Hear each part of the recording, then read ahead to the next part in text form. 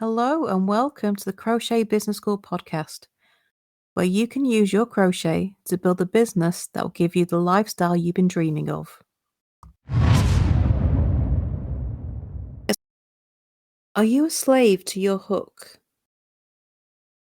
When I was selling what I made, it was being tied to my hook that really ground me down. You have to make what your customers want you to make, and you have to crochet whenever and however long it takes to make those orders. And as business starts getting better and you start getting more orders, that gets worse. The burden on your time gets worse. Selling what you make it sounds like such a fantastic idea. You love to crochet, so you want to make a bit of extra cash. What better way than to sell what you make? But it doesn't matter how fast you can crochet, the more orders you get, the more you have to crochet. But it's not crocheting what you want, it's crocheting what your customers want. Now, if you just love to crochet for the sake of crocheting, then you're going to be in hog's heaven. There's no problem there. But if you crochet because you want to make something particular, or what want to make changes depending on your mood, it becomes more of a chore. And the more time it takes up, the less say you have in what you do with free time away from other commitments, away from your family. Any spare moment, you have to crochet to keep up with the orders.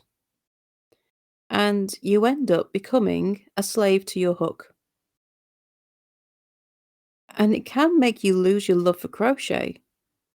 Instead of having this wonderful, relaxing hobby that you've loved so much for so long, picking up your hook feels like a chore, and it feels like you're losing the reason that you started this, doing something you love to make a bit of extra cash. But if you don't love it anymore, is it the best way to make extra cash anymore? Does that still work for you? For me, it didn't. I found it was just too much. I I felt I was just trying to churn out orders and get them done as fast as possible so that I could go back to making what I wanted to make. But as the orders picked up, I no longer had time to make what I wanted to make. And it just became this chore that it wasn't what I wanted. I didn't enjoy it, and my orders started dropping off because I didn't want to make sales. So I didn't market anything. I wasn't posting on social media. I wasn't updating my Etsy shop. I subconsciously stopped marketing so I wouldn't get the orders. And so orders dropped off, the money stopped coming in, and it was change something drastically or throw in the towel. But fortunately, most of what I sold, I designed myself. And so I started writing crochet patterns. And for me, it was the best decision ever. I freed up so much of my time. I had more say in what I made because I wasn't making to customer demand. I was making what I wanted to make within I didn't really have a niche. I still don't. My niche, it revolves around my crochet alongs and the stitches that I put in those. What I make outside the crochet alongs is using the stitches that made in them, so they're kind of linked. That's become my niche, just using lots of different stitches. But it does mean I have an awful lot of room to experiment with, which is fantastic for me, because I love nothing better than to tinker with something new. I love creating new things all the time. So although it's a very broad niche, My audience have found me through my crochet alongs, and that's where I sell. So for me, it works. But the crochet patterns have given me my love for crochet back because I've got more freedom in what I make and when I make it. The only thing that stops that kind of affects me now when it comes to time is that the less time I crochet, the fewer patterns I release every year. But otherwise, I get to decide how much I crochet, what I crochet, and I can pick up my hook as and when I choose. And because with patterns, you are selling the same file over and over again, the same PDF, it means that I only do the work once and profit from it over and over. So I earn far more profit from a single crochet pattern than I ever did from selling one item of what I made. I'm no longer a slave to my hook, and it has been an absolute game changer for me. There are other ways that you can continue to have a crochet business without, you know, having this grind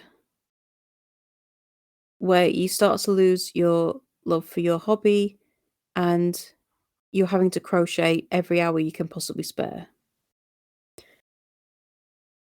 So if you want to continue selling what you make, and that is a perfectly valid path to go down, although I would add some recurring income in there just to protect yourself, then having a stock sale is a good way to go. And that is instead of making to order, you make up your stock and then you sell. You'll see businesses do it, and they call it their restock. So they have a big sale, they open up their albums, show what they have, but the only things available are what they've already made. That's it. And then they'll crochet a load of stuff again, announce their restock, and that's what's on sale again. To get away with this strategy, you do need a really good, loyal audience. You've really got to know your niche, and you've really got to know who is buying from you and why. You've really, really got to know that to make this strategy work. But there are several businesses out there that do that, and they do it really well. It does take some time to set up, and well, you do risk having stock left over that you don't sell. So there is some risk to it, but you get to decide when your restock is, you get to decide what's on offer in that restock, and you get to decide how much you are putting up for sale. So you're more in control of what you choose to make and when you make it. The other one is by deciding how many orders you take. You can refuse orders. You do not have to take every order that comes your way. So decide how many orders you can handle, how many orders that you want to handle, and set that limit. And once that limit is reached, you simply close your books. That will give you control back, but it does mean you're turning away business. But then again, if it's becoming a chore and your crochet becomes something you don't want to do, well, maybe that's the trade off. Maybe that's how you do keep it going.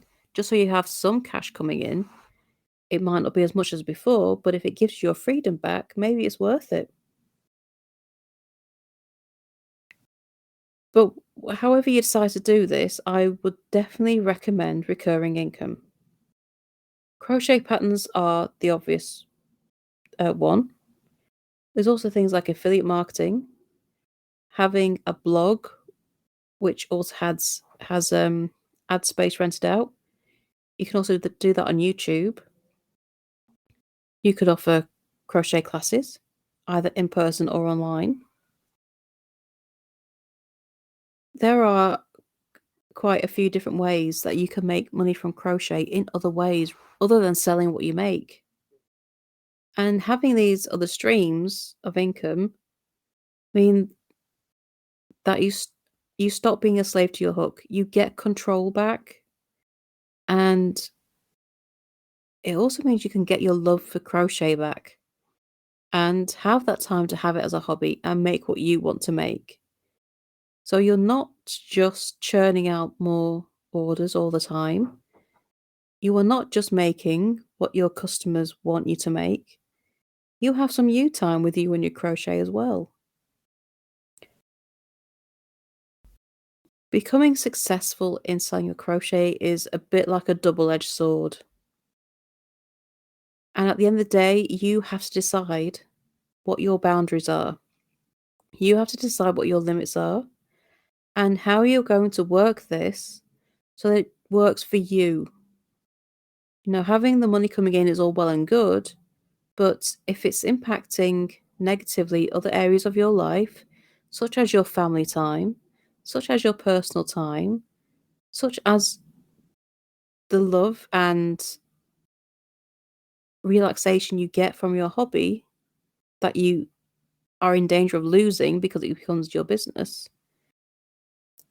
If all that is going downhill, then is that really worth the money that's coming in?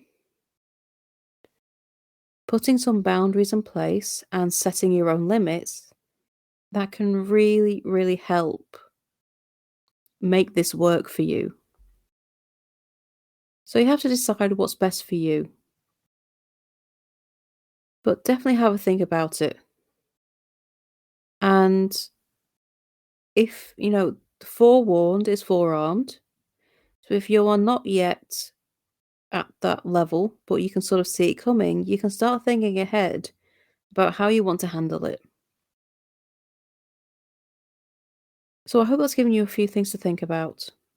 And if this is something that you are struggling with, please do come over to our Facebook group, the Crochet Seller Support Group, and let us know, and we can try and help you put some strategies in place to make this work better for you.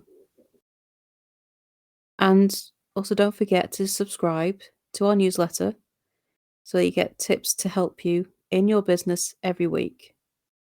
And that's at crochetbusinessschool.com/subscribe.